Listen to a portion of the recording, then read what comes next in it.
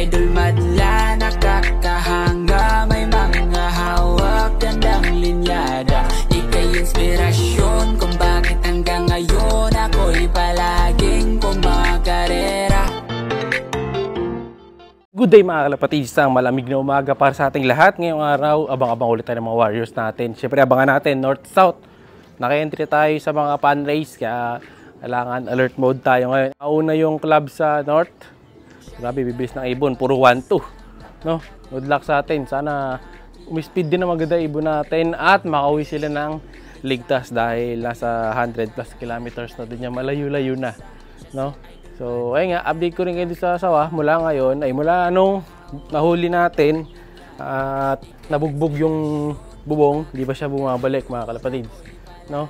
And then nakita nyo rin yung chinek nating ibon na sa tingin ko nakagat niya bago tayo nakarating. Okay naman sila up until now. So, sa taas na ako ulit mag-aabang, siyempre dahil magtutulak tayo sa taas, baka mamaya doon na naman bumaba eh. So, aakyat tayo. Let's go!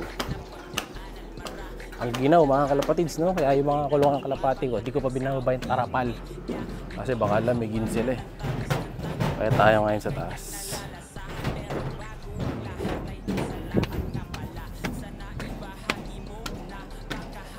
Good luck nga pala sa may mga pauwi today ah. Yeah. Tapos, ayun yung pininturahan ko mga kalapatid. So, ayun na yung itsura niya ngayon. Oh. Ayan, may pininturahan akong extra dito. So, ito na itsura niya ngayon. Ayan, oh. Pero ano to, walang primer to eh. Kabud ano lang to. Pintura agad ang ilagay ko dyan. Pero kita nyo, mas maganda naman kaysa dito, di ba? Kahit paano, natabunan yung pintura. Ay, yung kalawang. Diba? Nawala na yung mukhang kalawang niya. Yeah, mas maganda na siyang tingnan ngayon. Kasi ito, walang bakit. Parang nagkakalawang to, may pintura na. Diba?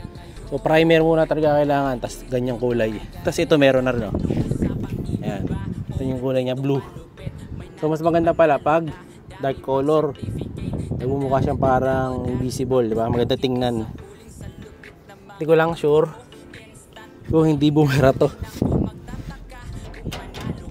Yun, nagagalaw pa naman. Ayan, umipit sa pintura eh. Ayan, lalagyan lang natin ito ng ano, grasa. O, ayan, ayos na mga kalapatids ha. Kinis, so abangan nyo. Pipinturahan natin buo yan sa mga susunod na araw. Pero for now, focus muna tayo sa abangan. Ayan, let's go! Tapos yung bahay na ginagawa doon, mga kalapatids. So, mukhang bahay nga siya. Parang tinaas. Hindi siya kulungan ng kalapate. Ayan. Alam ko kulungan ng kalapate. So confirm, hindi kulungan ng kalapate yan. Kasi patag yung bubong. No? Walang slide. So ano yan? Bahay tao yan. Bahay tao. Wala pang dumadaan, no? Time check. 6:28. Dun sa iba, taglay niyang kakayahan ay kinakabisa. Siya si idol madla. So na mga kalapatid, sa atin na to. Ayun na, sumama sa Romoronda. Itim.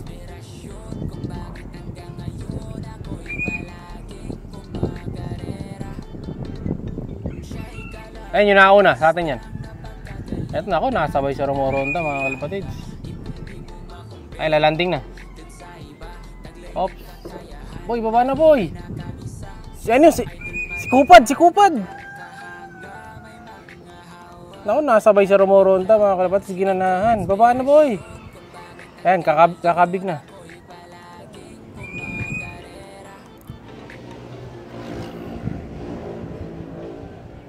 Landing na eh. Lakas ang hangin din mga kalapatid. Kanina pa to. Kita nyo, 47 minutes na video natin mula nung i-start ko. Ayan sa timer.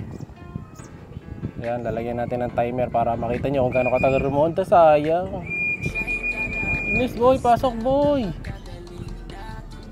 Nagloko pa siya. Ayan, lalanding na to. Tulis na. Hindi pa. Nakasabay doon sa Romoronda eh. Okay, pasok. Ayan, ayan na. Lalanding na yan. Sige, yan. Op. Yan boy. Tama. Ge. Tulak. Dandan, op. Nasa kanto. Ge, tulak. Nasa kanto. Hindi mo na makikita boy, nasa kanto na. Baba ka na. Ayan, landing board. Landing board, landing board, landing board. Sige, tutulak ni Tatay Madla.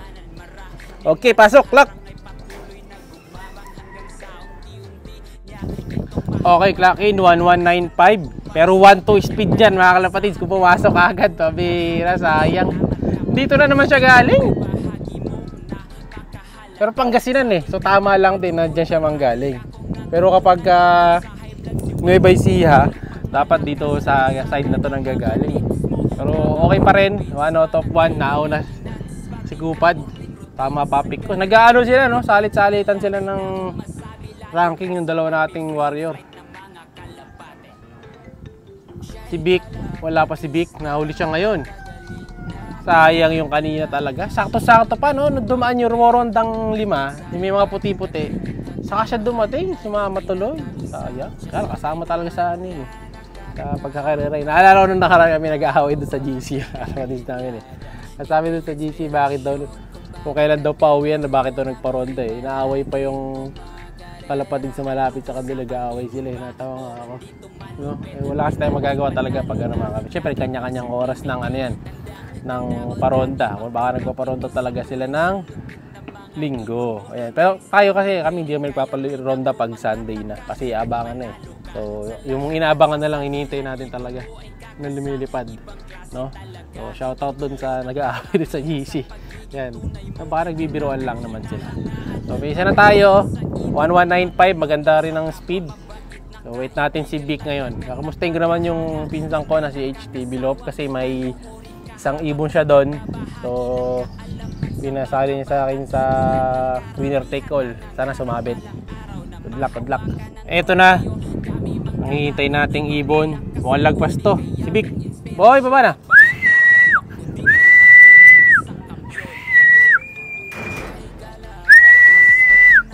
Layo ng lagpas nito, galing sa likod ko mga kapatids. Baba boy, Vic, baba na. Magic stick na naman tayo dito. Tol, baba tol. Baba.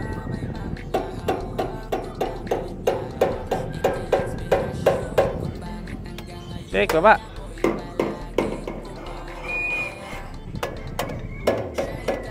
Baba, boy. Yan.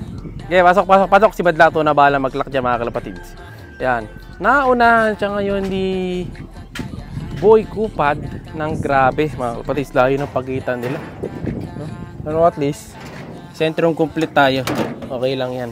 Wala pa naman derby. Ano pa lang naman nila to? Fan race, saka training pa rin. So, kayang-kaya pa ni Vic yan. Marami pa siyang chance na patunayan ang kanyang sarili sa mga susunod pang lap. Ngayon, focus na tayo sa kabilang club mga kalapatids.